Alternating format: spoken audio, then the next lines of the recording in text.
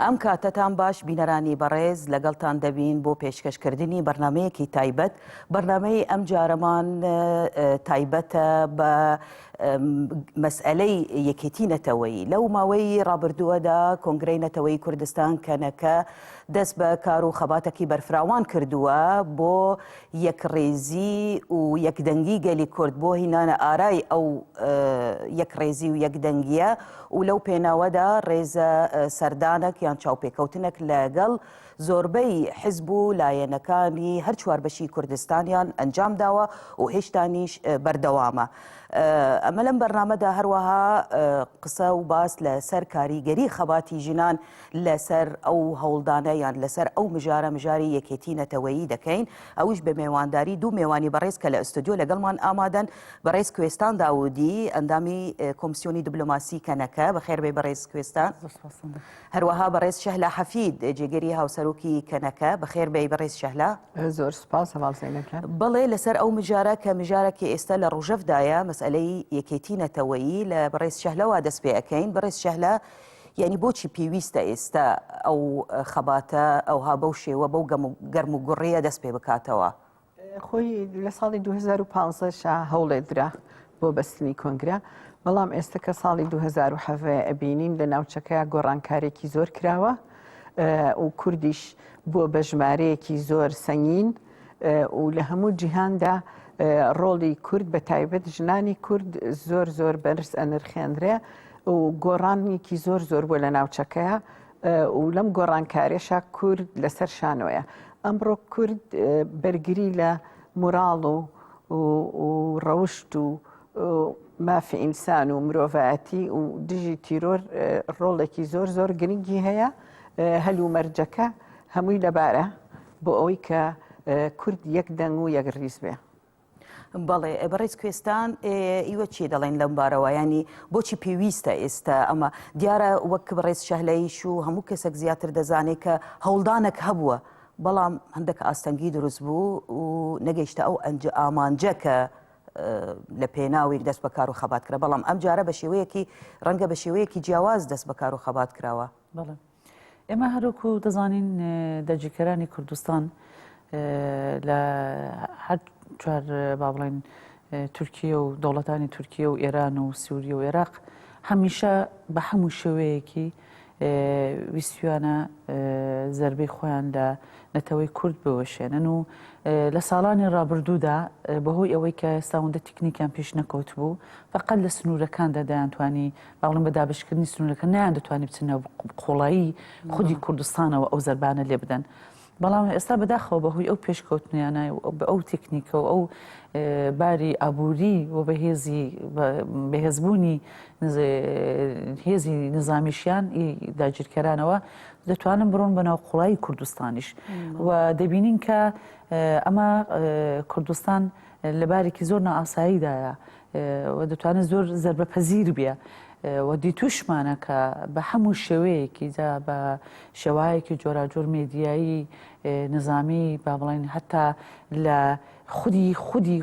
خەڵکەکان کوردەکانی خۆمان توانیانە ئەو زەربانە لێ بدەن، ئەو ناکۆکی و نادەنگیە پەش بڵاوی کە نێو کورداندا دروست بکەن. جا هەر بەهۆی ئەوەیە کە مەسەنەن نەمانتوانی و ئەرزی ئەو ماوەیە کە فرسەتە بۆ بەڕاستی یەکڕیزی و یەکدەنگی نێو یەکێتیەکی نەتەوەیی نێو کورداندا دروست بێ. بەڵام دەبینین لە عینی کاتدا کە هێزی داگیرکرد بۆ خۆوت بۆ هێزێکی باش نێو خودی خەڵکدا پێکاتەوە، لە عینی کاتەکەمە مەبەستمەوەیە کە هێزی داگیرکرد کە هێزی خۆی بەرفراوانتر کردووە، هەتا لە دەبینین کە لە هێزی دەرەوەشەوە نێودەوڵەتی و ئەوروپاییەوە مەسەلەن توانیانە زۆر پرۆپاگەندە دروستکەن بۆ پشگیریکردنی خۆیان و دژ بە گەلی کوردستان. بۆ نمونە مەسەلەمە دەبینین ڕخراوەکانی هەرە دڵسۆز و پێشکەوت و خواز مەسە بە نێوی بەترۆل دەیانەوێت لە قەمی لێ بدەن. ئەمە توانیویەتی لە مقابلدا ئەمە بێ با بڵێن گەلی کوردیش خۆی بە شێوەیەک ڕێخستن کردو، بەڵام ڕێخستنەکان ڕێخستنەیەکی بنەڕەتی نەبووە بۆ وەڵام دەرەوەی ئەم سیاستانەی ئەم کاریگەریانی کە دەوڵەتانی داگیرکرد لەسەر کوردستانیان پێکەناوە جا یەکێتی نەتەوەی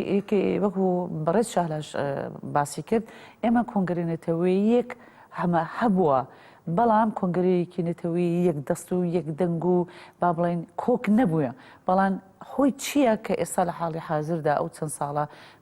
شتەکە زۆرتر وەگەر خراوەتەوە چێت یان بچێتە نەو ماڵە کورد تاکە تاکێ کەسی کورد بێت سەر ڕاوی حیزبی و نازانم کەسایەتەکان و ڕخراوەکاندا دەیانەوێت تاکە تاکی کورد لەو مەسئلەیەدا یەکێتی کێنیشتمانی دەنگێک لە هەموو لایەنەوە پێک بێنێن دروست بکرێت ئەوە زەرورەتیشە یعنی ئێستا لە حاڵی حازردا بەڕاستی زۆر زۆر مهمە زۆر زەرورەتێکی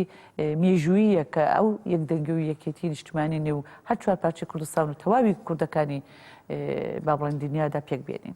بەڵێ یعنی چی دەگەڕێمەوە وڵات بەڕێز کوێستان دەچمە لای بەڕێز شەهلا حەفید ینی بەڕێز کوێستان باسی لەو دەوڵەتانی داگیرکەری کرد چ بە تورکیەوە بە ئێرانەوە بە سووریا و بە عێراقەوە و زۆربەی دەوڵەتانی ناوچەکە هەرچەندە هەموو هێز و توانای خۆیان یان بەکارهیناوە لەو مەرحەلەی ئێستا لەو قۆناغی ئێستا تێداینە بۆ زەربەلێدان بۆ گەلی کورد بۆ زەربەلێدان بۆ ئەو پرۆژەکە وردە وردە لە ڕۆژهەڵاتی ناویندا پەرە دەسێنێتن بەڵام لە بەرامبەردا کوردیش پێگە و جێگای خۆی قایم کردووە دەبینین لە سەرانسەری جیهان دەنگی داوەتەوە دەبینین ئێستا ئەمڕۆ تەرەفەکە لەو معادلە کە زووتر لێ دوور خرابوو ئایا ئەوەیش پێویستیەکی زۆر زۆر بەوە نییە کە بڵێن مەسئلەی یەک دەنگی و یەک ڕێزی بۆ هێشتان زیاتر قایمکردنی ئەو پێگە و پتەوترکردنی؟ بەڵێ بۆکو هەواڵکێستانیش ئاماژەی پێکرد ئەو گیر و گرفتارانی کەیەتە ڕێگەی نەبەستنی کۆنگرەی نەتەوەیی بە دەرەجەی یەکەم دەوڵەتە داگیرکەرەکانە کە کوردستانیان داگیر کردووە ئەو سنوورش کە دروست بووە لە ساکیز بیکۆوە سنوور لە بینی پارچەکانی کوردستانە ئێستا بە هیچ جۆرێ گرفت نییە ڕێگر نییە چونکە ئەبینین لەم سەردەمەیە کە کورد کاتێک هێزی سیاسی و جموجوڵی دروست کرد لە باکوور و لە ڕۆژئاوا بە دەرەجەی یەکەم اعتیمادی لەسەر توانا و هەموو ئیمکانێتێکی خۆی بوو بەڵام ئەوەش کە کێشەیە لە بۆ نەبەستنی یعنی ڕێگرە لە نەبەستنی کۆنگرەی نەتەوەیی گرژی و ناتەبایی بینی پارتە سیاسیەکانە لە هەموو پارچەکانی کوردستانە پارتە سیاسیەکان پێویستە پێکەوە ڕێک بن تەنسیقە بێ لە بینانە یعنی هاریکاری بکەن بۆ یەکدەنگی بۆ یەکڕیزی لەسەر بەرژەوەندی نەتەوەیی هەروە لە بینی پارتەکانی بەشەکانە و بەشەکانی تریشە گرژی هەیە ئەگینە ئەبینین لە ناو میلەتە لە ناو هێزی بەرگریدا کۆنگرەی نەتەوەیی یعنی دروست بووە ئەبینی لە کۆبانی بڵێن خوێنی هەموو کوردی تیا ڕژاوە لە هەموو پارچەکانە لە ڕەقە لە مەخمور لە شەنگاڵ لە جەلەولا ئەمانە نمونەیە بۆ ئەوەی کە هێزی سەربازی یاخود هێزی بەرگری یەکی گرتووە چونکە هیچ ئەو سنوورە نەبووە بە داپچڕانی بینی گەل ئەو گەل یەکی گرتووە بەڵام ئەوەی کەماوەتەوە هێزە سیاسیەکانە چ لە ناو پارچەکانە لە بینی خۆیانە چ لە بینی هێزە سیاسەکانی بینی پارچەکانە ئەوە زۆر زۆر گرنگە کە یەک بگرێ و یەک دەنگ بێ مەبەستیش لەو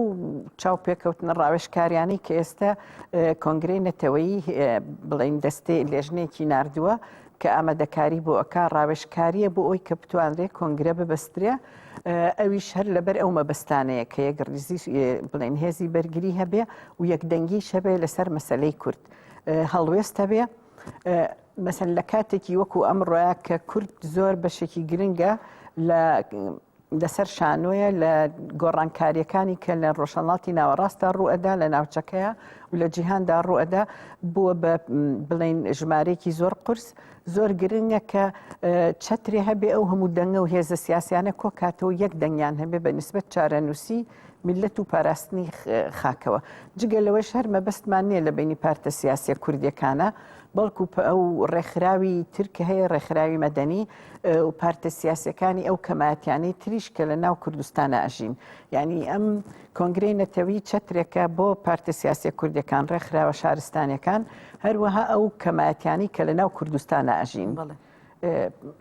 وەکو ببێ بە یەک دەنگ. بەڵێ بەڕێز کوێستان یعنی ئێستا لە کوردستاندا لە سەرانسەری کوردستاندا مەسئلەی یان پرۆژەی نەتەوەی دیموکراتیک هەیە هەرچەندە گەلی کورد باس لە یەکڕێزی نەتەوەیی گەلی کورد دەکا بەڵام لە کەمان کاتدا ئەو یەکێتیە دەبێتە هۆی ئەوە کە ئەو پرۆژەیەش لە ڕۆژهەڵاتی ناوین سەقامگیر بێتن وەک نمونە ڕۆژئاوای کوردستانمان هەیە یعنی ژیانی هاوبەشی هەموو گەلانی ناوچەکە ئایا بە نەزەری ئێوە چەند کورد سەرکەوتوو بێ لەو قۆناغەدا چەند تەئسیرێکی لەسەر یەکێتی یان پێکەوە ژیان یان ژیانی ئاشتیانەی گەلانی ناوچەکە دەکا ئێمە هەروکو دەزانین بە تایبەتی تورکیا و ئێران دەزانی خاڵی جیاوازیان دژبەرێتێک بەرامبەر بە یەکتریان یەکجار زۆرە لە ڕووی مەسەلەی مەسەبیەوە کۆمەڵ بەرژەوەندی خۆیانەوە بەڵام گەتێتە سەر مەسەلەی کورد یەکدەنگن ینی یەک دەنگن لە بەقل مقابل نەتەوەی کووردا جا لێرەدا بەداخەوە ئێمەی نەتەوەی کورد ئێستا ئێستاە دوای ئەو هەموو ساڵانەکە بە هەموو شێوەیەک زەربەمان لێ دراوە خاکمان داگیر کراوە جا خاک داگیرکردن بۆ معنای تۆ لە هیچ شتێک لە هیچ شتێکی لە کوردستانەکە جوانترین با بڵێن لە ژینگای هەیە دەوڵەمەندە لە ڕووی ئابوووریەوە لە ڕووی سروشتیەوە هەموو شتێکی هەیە بەڵام نەیتوانیوە بەهرەیەکی لێ بکە ئیسفادەیەکی لێ بکە بۆ خۆی بێ هەمیشە ئەو دژمنانە توانیوانە بەربەرداری لێ بکەن و خاوەنداری لێ بکەن ئەمان دەزانن کە هەبوو کوردستان بۆ ئەوان زۆر زۆر یانی لە هەموو ڕوویەکەوە زۆر ئەرجێتی هەیە زۆر لەلایەن گرینگە دەزانن چی بە چ شتێکە چەند مهمە لە هەموو ڕوویەکەوە خاکەکەەوە دەڵێ سەرەتەکەیەوە دەڵێ بۆیە بە هەموو شێوەیەک زەبر ئەمان هێناوە تونند و توژیان بەرامبەر بە کوردستاندا هێناوە لەسەر ئەوەشەوە ڕێکم یەک دەنگن بەڵام نەتەوەی کورد سەرڕای ئەو هەموو شتانەکەی شارم پێ کرد هەستا ئێستای نهاتێتەوە سەرخۆی باشە وەختێک دوژمنانی تۆ ئاوە یەک دەنگن کۆ دەنگن لەسەرەوەی تواننەوەی تۆ بۆ تۆ ناتوانانی ڕزی نیشتمانیەکەتی بۆ خۆت پێکبێنی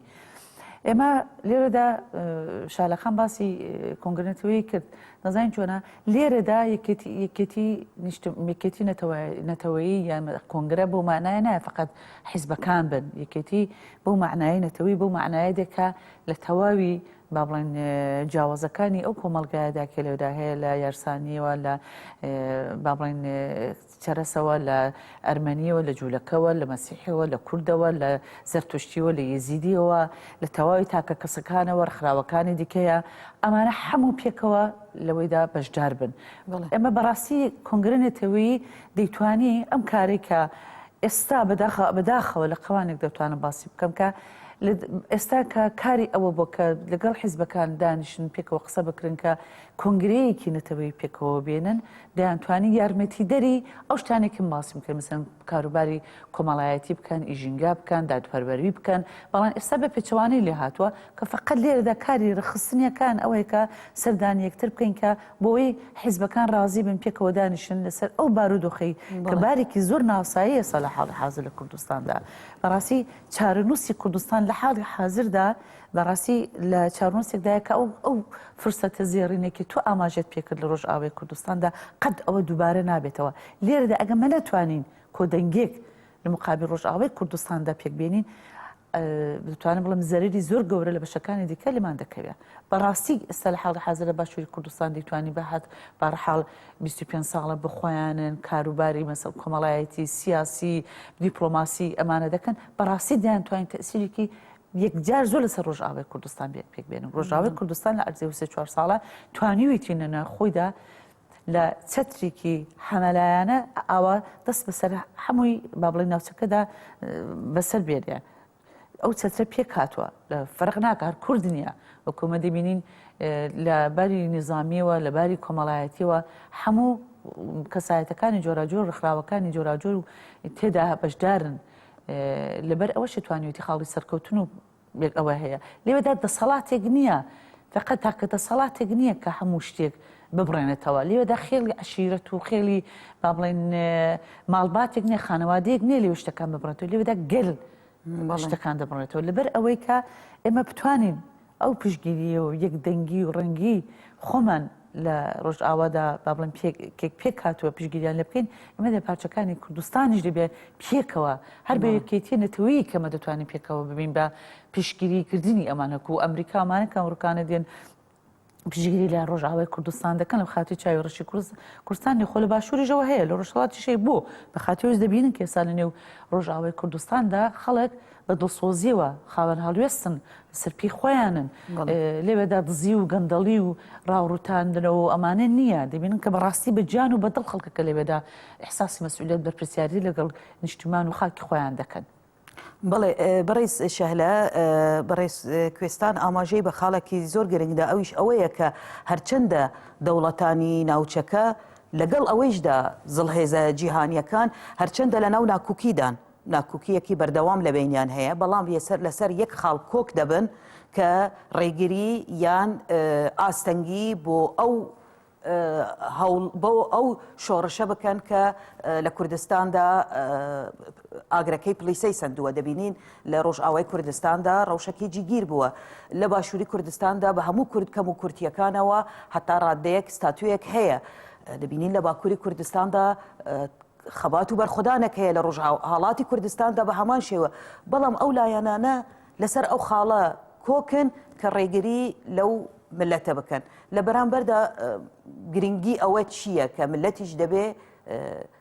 کە ئەمە ئەڵێن دەتەوەی کورد بەڵام بە هەموو پێکاتەکانی کوردستانەوە ئەوانیش بە هەمان شێوە با جودایی لە فکر و ڕامانیان هەبێ بەڵام لەسەر ئەو خاڵە کۆک بن کە یەکدەنگ بن و یەک ڕێز بن. بەڵێ ئەگەر سێری بزوتنەوەی ڕۆژئاوا بکەین ئەبینین زۆر نمونەیەکە کە هەموو پێکاتەکانی میلەتی کورد بە هەموو پێکاتەکانیەوە دینی و نەتەوەی وەکو بڵێن سنی و شیعە ئیسلام و مەسیحی ئاسووری هەموو کەمایەتیەکان و هەموو جیاوازیەکان جگەلەوە کەمایەتی عەرەب تورکمان ئەوانەی کە لەو بڵێن بەشەی ڕۆژئاوا ئەژین یاخود لە باکووری شەرعینی بڵێن سیاسەتیان هەیە هەموو پێکەوە فیدراڵەتێکیان دروست کردو ئەو فیدراڵێتەوەی کە یعنی هەموو تێگەشتون کەمایەتەکانی ئەوەیە کە ئازادی ناوچەکە ڕزگاری ناوچەکە بەرپابوونی دیموکراتیت لە ناوچەکەدا لە قانزاجی هەمویانە بۆیە هەموو هەوڵەدەن هەر وەکو جارێ لە جاران کە لە مێژوودا پێکەوە بە ئاشتی بژین و بتوانن یعنی پێکەوە بژین بەڵام ئەوەی کە ئەبێ بە ڕێگر ئەوەی کە بڵێن لە باشوور ڕوئەدا ئەو گرژەیە کە لە بینی پارتەکانە هەیە و پرسیارەکەی جەنابیشت ئەوە بوو کە لەگەڵ ئەوەدا کە دوژمنایەتی مەسەن دوژمن ئەوەیە کە ناکۆکی بخاتە بینی ڕێزەکانی میلەتەوە کاتی ئەگەر میلەت بە دەرەجەی یەکەم اعتیمادی لەسەر خۆی بێ و لەسەر تواناکانی خۆی بێ و نەکەوێتە ژێر چەپۆکەی دوژمنەوە ئەو کاتە ئەتوانێ هەمیشە سەرکەوێ ئەبینی لە سەرەتایە کۆبانی هیچ کەسێکی لەگەڵ نەبوو تەنها خۆیان ئەو شۆڕشان بەرپا کرد بەڵام هەڵوێستیان ئاعتیمادیان سووربوون لەسەریان بڕوا بە خۆیان و بە تواناکانیان وای لێ کرد ئێستا هەموو جیهان بۆی دەرکەوتووە کە ئەمە میلەتێکی ئاشتی خوازن میلەتێکن بۆ ئاشتی بۆ یەکسانی بینی ژن و پیا و هەوڵیاندا و کاریان کردو بۆ دیموکراتیت بۆ نەهێشتنی تیرۆر نەکرد لە ناوچەکە بەڵکو لە هەموو جیهانە ئەبینی هەموو جیهان نەیتوانی ئیتر چاو لە سەرکەوتنەکانیان چاو لەو ئایدۆلۆجیەتیان بنوقێنێت ئەبینی لە هەموو جیهانەوە تاکیش ئەچێت بۆ ئەو خەباتە ئەوێ بەشدار بێ ئەوە وای لێکا مەسەن ئەوەی کە ئێمە ئەبێ پێویستە بیکەین ئەوەیە کە کورد ئەمڕۆ تێبگا کە ئەم بڵین مەرحەلەیە زۆر زۆر زێڕی نییە ئەگەر لە دەستمان دەرچێ یا هەر جهەتێکی سیاسی یا هەر کەسێ ببێ بە کۆسب لە ڕێیا ئەوە غەدرێکی گەورەیە لە میلەتی کوردیەکە کە میلەتی کورد قەت ناتوانانی لەو غەدرە چاوپۆشی بکە و لێبوردنی هەبێ چکە هەلەیەکی زێڕینە تەنها یەک شت ماوەتە سەر ئەوەی کە بمانگەێنێتە ئامانج ئەویش تەبایی بینی خۆمانە بینی پارتە سیاسیەکانە لە هەموو پارچەکانی کوردستانە بەڵێ ئەگەر بێنە سەر کار و خەباتی ژنان یعنی لە دەستپێکی قسەکانتان ئاماژە هەم بەڕێز شەهلەوەم بەڕێز کوێستان ئاماژەتان بەو شۆڕشە کرد بەو خەباتە کرد بۆ تێکۆشانە کە ژنانی کورد ئەمڕۆ بەڕێوەی دەبن یعنی ئایا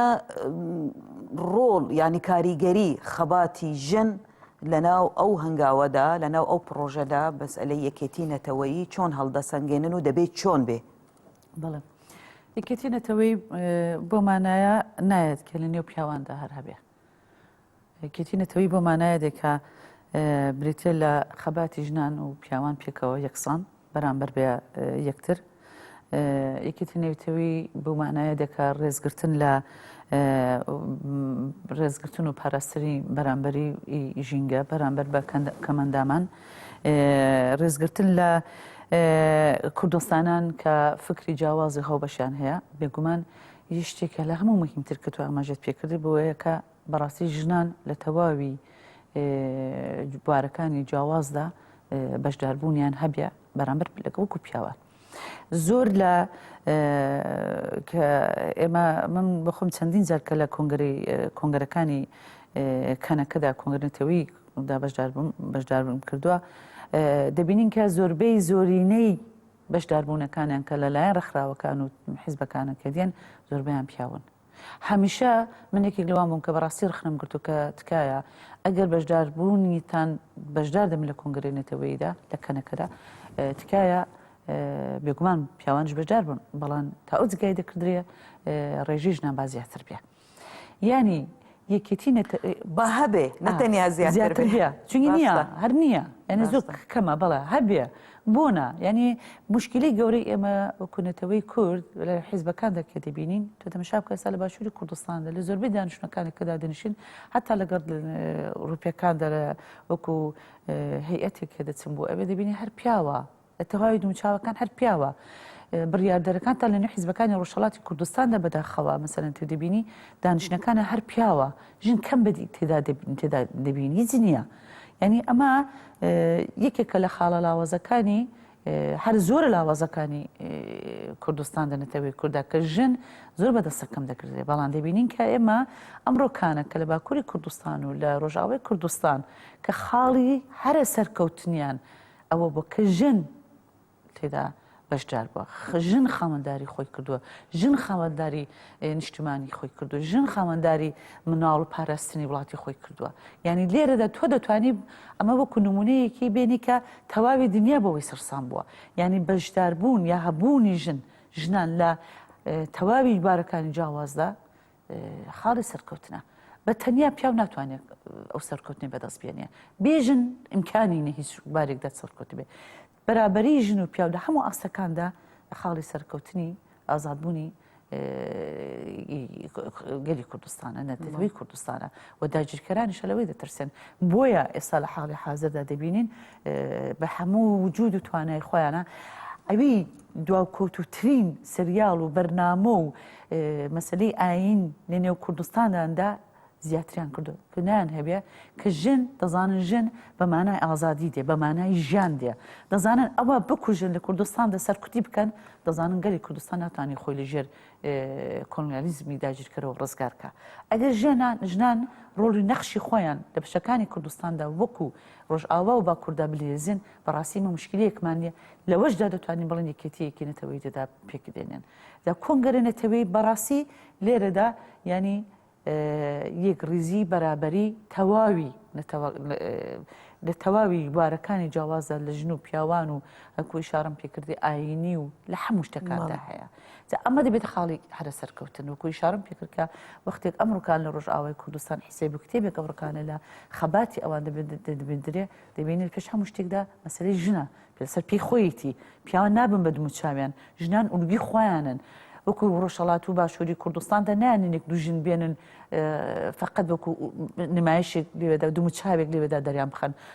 ژنان بە خۆیانن لە ڕۆژئاوای کوردستان. بەڵام ئێمە لە باشوور ڕۆژهەڵاتدا ئەمە ناڵم هەموو لایەنێکدا ئێساوە خەریکە لەبەر ئەوەیە کە ئێمە زۆر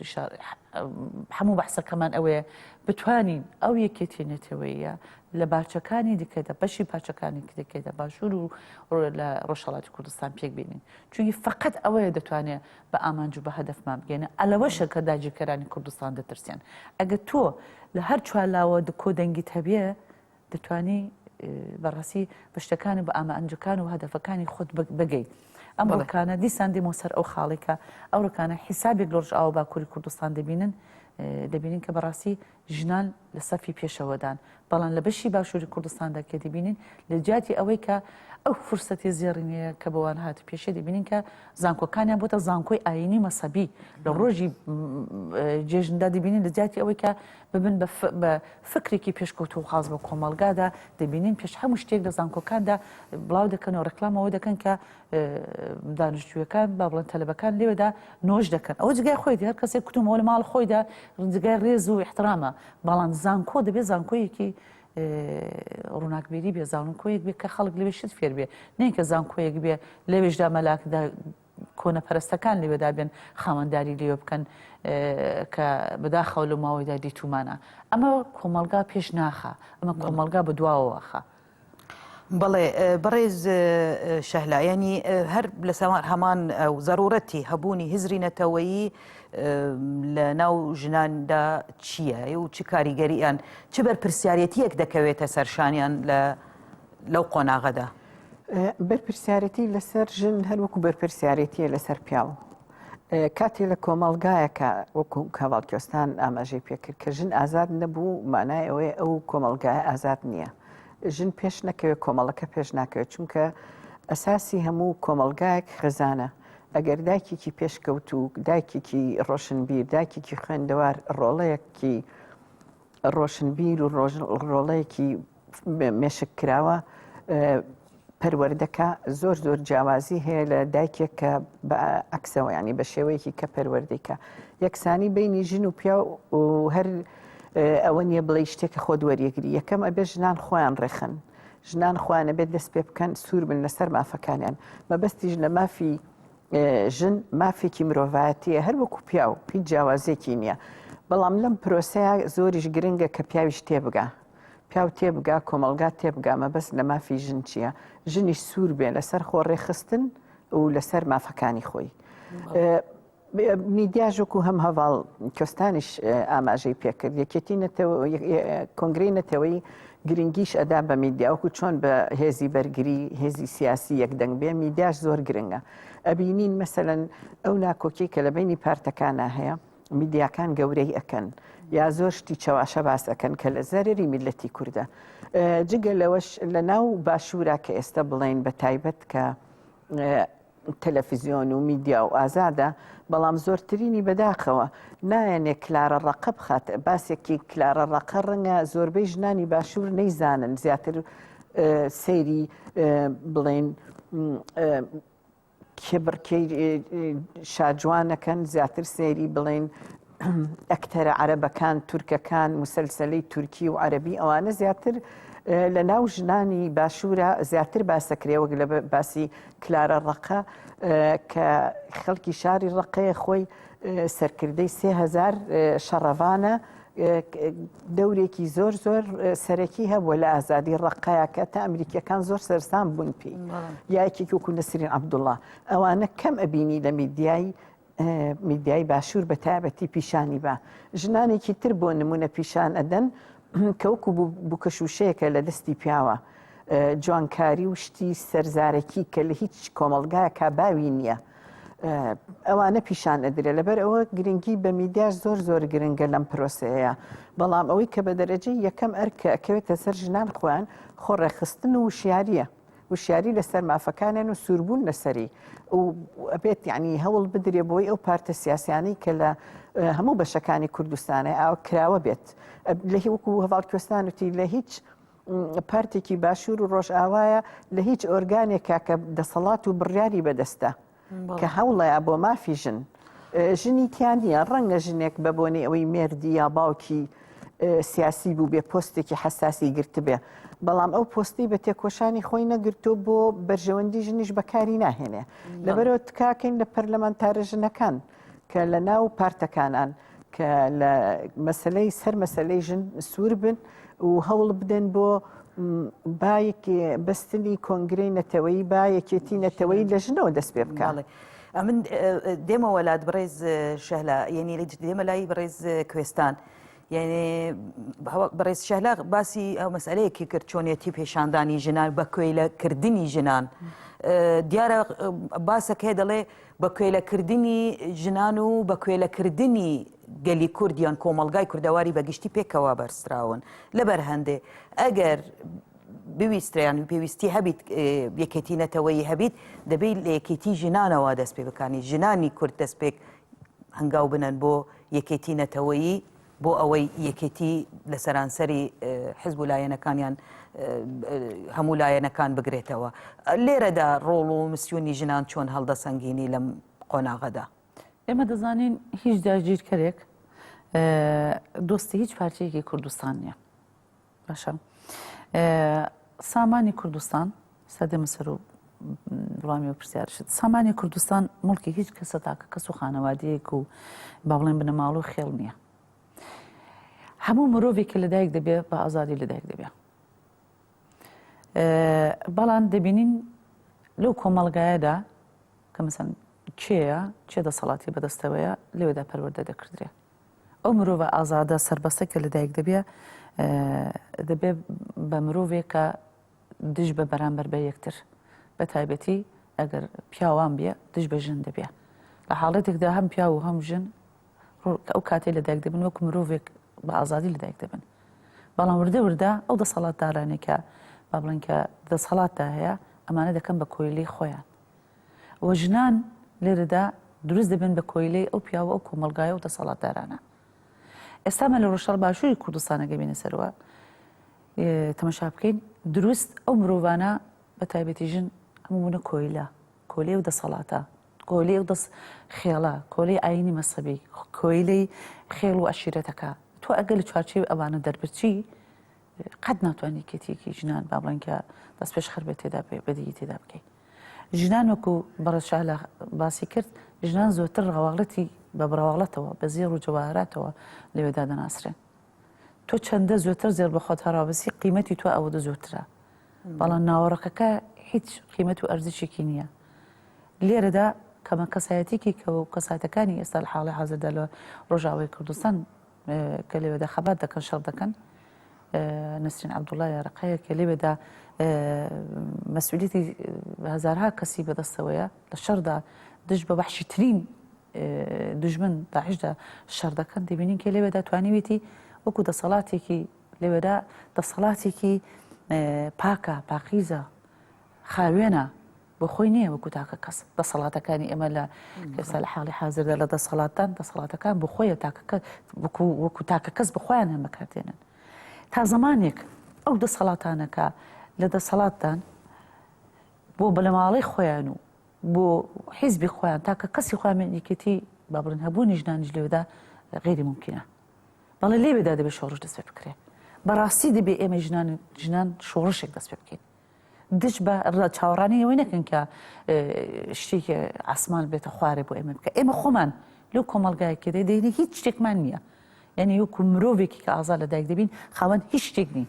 لەسەر ئەو ئەساسە بەڕێز کوێستانیانی دیارە دەسەڵاتدارانی تو باسی نمونەی دەسەڵاتداران کە ئەگەر ئێران وەک نمونە بدەین یان تورکیا وەک نمونە بدەین لە ترسیان لە ژن ڕۆژانە دەبینین یاسا قانونی نوێ بۆ گرێدانی ژن بە ماڵەوە یان بێ ئەرکردنی یان بێ کەڵک ینی کە بە شێوەیە کەڵکی لێ وەرنەگیرێتن ڕۆژانە لە هەوڵداندانە لە بەرامبەردا دەبێ ژنان چی بکەن تا ئەو سنوورانە بشکنن یعنی ئەو هەوڵدانەی دەوڵەت هەوڵدان نیە لە واقع لە ئەرزی واقعدا هەیە حتا بە یاسا جدا لە عرف و تەقالید و ئەوانە بە یاسا دەیانەوەی ئەو شتانە بەسەر ژنان بسەپێنن کە قەتیسی ماڵەوە بن کە هیچ کاریگەریان نەبێ کە هیچ ڕۆڵەکیان نەبێ یاسا کێ دایدەن هەرە پیاوانە نین دەسەڵاتداران پیاوەکانن دەسەڵات لە حاڵی حازردا دەسەڵاتدارەکان ئێستا لە ئێران و تورکیە و با بڵێن لە باشووری کوردستانی لە حاڵی حازردا دەسەڵاتدارەکان پیاوانن یاسایەکان بەخۆیان دەنووسنەوە یا یاسایی کە مەسەن ژن لە ماڵە بێ قەدیز بێنەوە یا یاسایەکی چوار ژندا بێ هەموو یاسایەکان پیاوان بەخۆیان دەنووسنەوە جا لەوەی دایەکە بێگومان ئێمە ژنان دەبێ بەرخستنی خۆمان بە خوێندنەوەی خۆمان لە مێژووی خۆماندا کە مەسەلەن چەندە دەور تەسیرمان هەبوو لە ڕابردوودا لە ئێستای کوردستاندا چەند تەسیرمان هەبوو چەند دەتوانین ڕۆڵ و نەخشی باش ببینین ئێستا بۆ حاڵی حازردا هەر ئەوە نەبینین ئەمڕۆ نەبینین داهاتوو ببینین نەوەکانمان ببینین داهاتی کوردستان ڕۆژی دیکە ئەمە بەرپرسیار دەبین مێژوو لێمان دەپرسێتەوە کە مەسەلەن چیمان کردو بۆ منداڵک بۆ نەوەکانی داهاتووماندا بەڕاستی لێرەدا زمینە هەیە زمینە فراهەمە ئێستا لە حاڵی حەزردا کۆنگرەیەکی نەتەوەیی کوردستان هەیە کە بە هیمەتی هێمای خەڵکایەکی کا بە خۆیان بە ویستی و خاصی خۆیان کار دەکەن بێ هیچ با بڵێن لە مەقابل وەرگرتنەوەیە بێ منفعەتێگە هیچی خۆیان کار دەکەن بە دڵخوازی خۆیان کار دەکەن جا لێرەدا بەڕاستی متکام لە تەواوی بە تایبەتی ژنانی کوردستان هەیەکە بەڕاستی خۆیان لێوێدا بمێننەوە بێنە پێش یارمەتی دەربن یعنی تەنها شتێک دەتوانێت ڕزگارمان بکە لە حاڵی حاضردا بە یەکدەنگی و ڕێخستنی خۆمان بەرپرسیارەتی وەرگرتن نێوەرکانی کۆمەلگای کوردستاندا هەیە بە تایبەتی من بۆی زۆرتر باشی کوردستان دەکەم بە هەر حاڵێک نچێ ئازادیەک لە کوردستان هەیە هەرچەندە بەڕاستی ئێستا ڕۆڵ و حیزب عەزە حیزبێک کە بە تایبەتی پارتی دیموکراتی کوردستان لێوەدا ڕۆڵێکی یەکجار زۆر خراپ دەبینێ ڕۆژنامەنیگاران ژنان دوادی کەسایەتەکاندا کە هەردوو ناوێرن کەسێک وزێ لە دەمبێتە دەرێ مەسەرەن دەیانگرێت لێرەدا بەڕاستی ژن دەتوانێت لە چوارچێوەی ماڵ کە قەدیس کراوە بە سریاڵەکانی تورکی و عەرەبی و ئێرانی قەدیس کراون دەبێت ئەوانە بشکێنن یعنی ئەمە هەتا ئەنی وەکو دیسان ئیشاڕم پێکرد کە ئێستا دنیای ئەمڕۆکانە هەر نەبینن دوو ڕۆژی دێ منداڵەکانی خۆیان بەرامبەر بە کچەکانی خۆیان بەرامبەر بە ئەو کۆمەلگای و پیاوانە ئەو یاسایانەدا ڕوبەڕوو دەبێتەوە بەڵێ بەڕێز شەهلە هەر لە هەمان چوارچێوەدا یعنی دیارە لە باشووری کوردستان ئاماژەت پێدا پەرلەمانتاری ژن هەیە ژنانکاری ڕێکخراوەیی دەکەن ژنانی چالاک هەنە نەکو بڵێن نیەن بە هەمان شێوە لە ڕۆژهەڵاتی کوردستان ژنانێکی چالاک هەنە هەرچەندە سەر بە حیزب و لایەنی جودا بن هەروەها دەبینین لە باکووری کوردستان ئەوە ینی بە قسە ناتوانێت باسیش لێ بکرێتن چونکە بینیمان چۆن لە وڵاتێکی وەک تورکیا چه بەشداربوونێکی لەناو کار و خەباتی کۆمەڵایەتی و سیاسیدا ڕۆڵ و نەخشەکی گەورەیان هەبوو ڕۆژئاوای کوردستانیش بە خۆتان ئاماژەتان پێکرد چەند گرنگە ئەو ژنانە ئەو ژنە چالاکانە بێنە نزیکی یەکەوە و مەسئلەی یەکێتی نەتەوەیی بەرپا برد یعنی ببیتە سەر ئەرزی واقع دانیشن پێکەوە یەکدەنگ بن یەک ڕێز بن بە هەموو فکر و لایەن و فکرە جیاوازەکانیانەوە بەڵێ پێشەکێمێ بڵێم کە دوژمن کاتێک کە کوردستانی بەش کردووە ئەو ڕاستی زانیوە کە ژنی کورد نسبەتەن بۆ میلەتەکانی دەور و پشت و ناوچەکە جیاوازی هەبوو لەگەڵ ژنانی ترا ژنی کورد لە کار و ئیشی ماڵ و دەرەوە هاوشانی پیاو بووە لە بەرگریشا چەنەها ژنی ناوداری مێژووییمان هەیە کە بەرگری کردووە ئەنی ژنی کورد بە شێوەیە لە شێوەکان ئازادتر و ئازادتر بووە لە ژنانی ناوچەکە دوژمن ئەوەی زۆر جوانزانیەوە بۆیە هەر لە سەرەتاوە ئەبینین هەر لە دەرسیمەوە لە شنگاڵەوە لە هەڵەبجەوە هەمیشە بە دەرەجەی یەکەم زۆر جار بڵێن زوڵمەکان زۆریەکان ئاراستەی ژن کراوە بە تایبەت ژن فڕێنراوە فرۆشراوە دەست درێژی لەسەر کراوە تەنها بۆ شکاندنی شیرازەی کۆمەلگای کوردی بووە جگە لەوەش دینیش مەسن ئەگەر بین سیرەکەین سەیری حیزبەکانەکەین وەکو باسمان کرد وەکو کەسانخان ئاماژەی پێکرد کە کۆنگرەی نەتەوەیی ئەبێ ئەو پارتانەی کە ئەندامن ئەو ڕێکخراوانەی کێن هەر پیاوەکانیانن هێشتا نەماندی و لە هیچ ڕێکخرا و پارتێکی سیاسی باشوور و ڕۆژهەڵات توانە نوێنەریان ژن بێبێتە کۆنگرەوە زۆر جاریش ڕخنەگیراوە بەڵام هەر پشتگوێ خراوە دووسێشت مویمە جگە لەوەی کێمەوتمان یەک ڕێزی بەرگری یەک ڕێزی سیاسی یەک میدیا یەک شتیکەش بۆ کۆنگرەی نەتەوەیی زۆر گرنگە ئەوەش ئەوەیە کە میلەت و حیزبەکان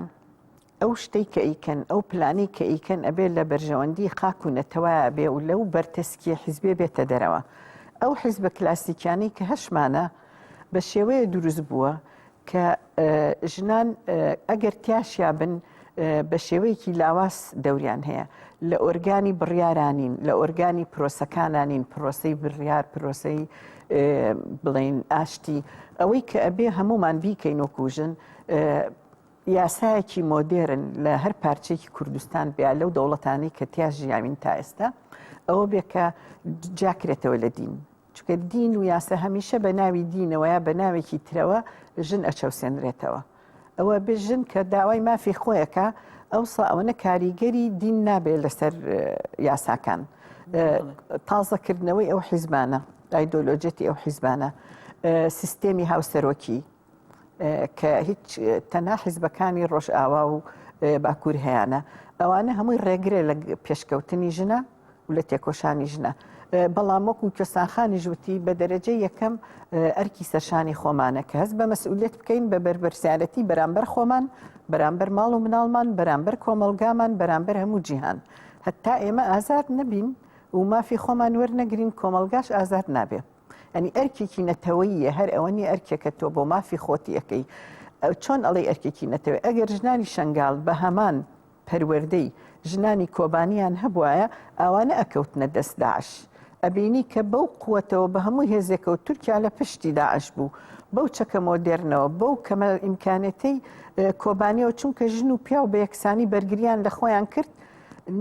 ژنێک ئەسیر نەگیرا، ژن دانەنیشت چاوەڕێکە تا پیاوێ ڕزگاریەکە. بۆیە ئەرکێکی نەتەوەییە، بۆیە ئەبێش یعنی یەکێتی نەتەوەی لە بەڕاستی لە ژنانەوە دەست پێ بکە، چونکە ژنان ڕۆڵێکی گەوریان هەیە، ئەتوانن توانیان هەیە وەکو پیا و هەروەها بۆ ئازادی پیاویش گرنگە. بەرگری ژن لە خۆی، بەرگریە لە خاک و نەتەوە، بەرگریە لە پیا و بەرگریە لە کۆمەڵ، بەرگریە لە مناڵ. لەبەرە زۆر گرنگە کە ژن ئەتوانێت ینی ئیسپات بوو لەم ڕۆژانەیە کە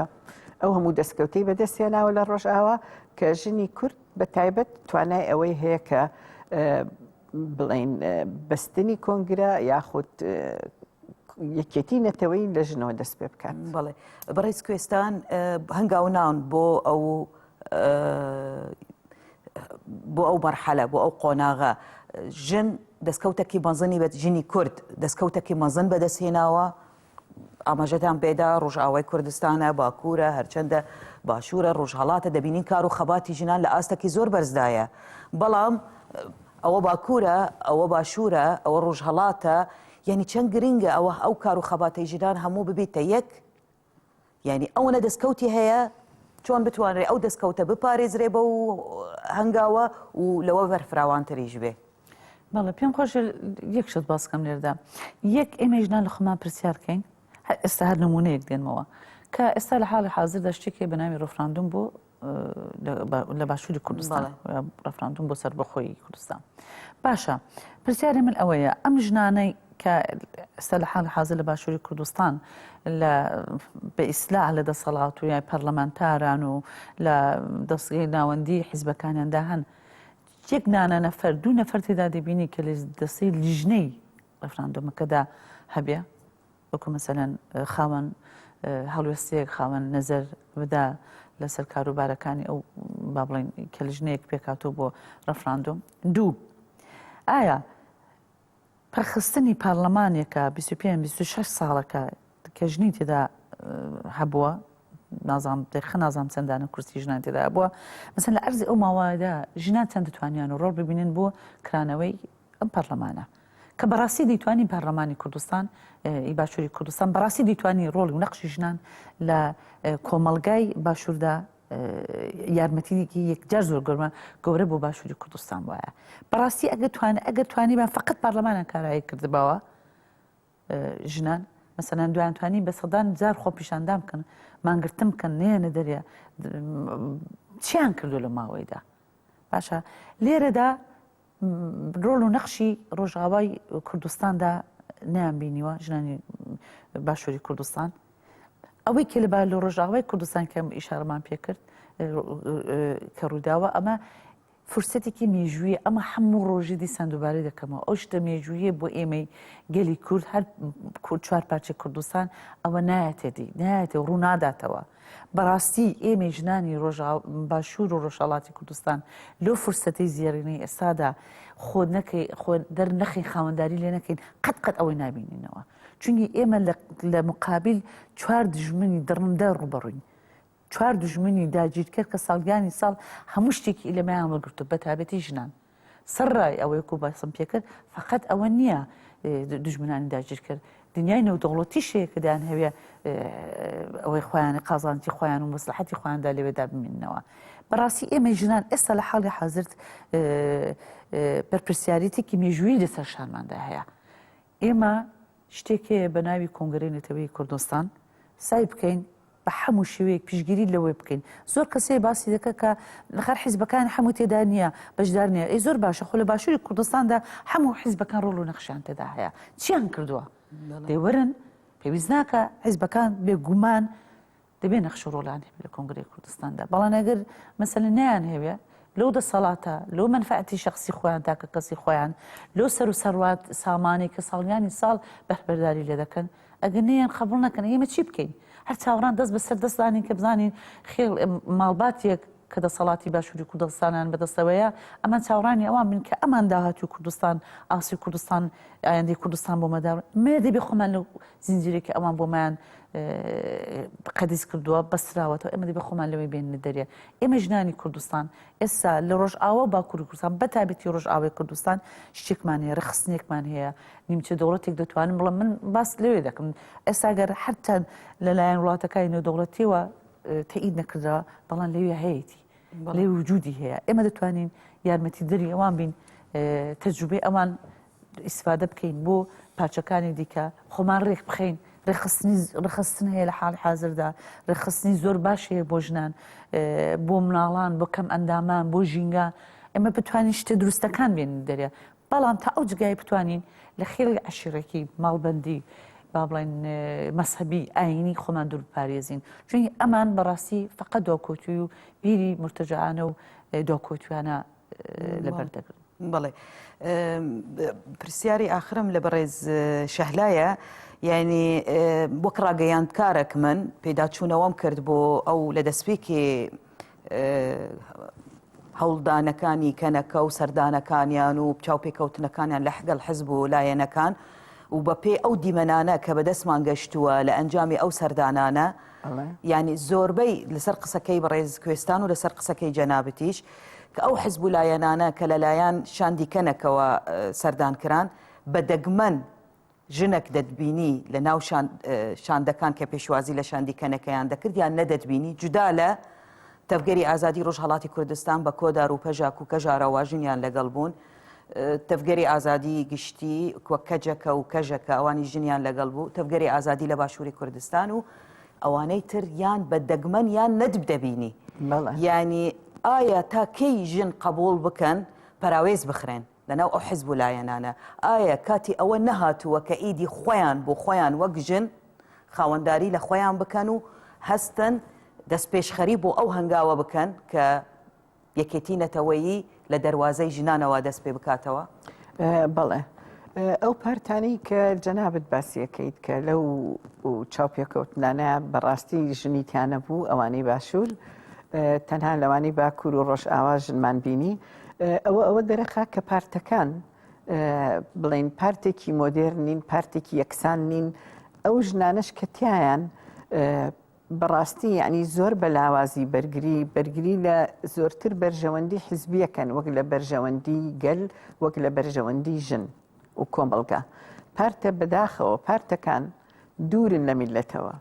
بە ژنیشەوە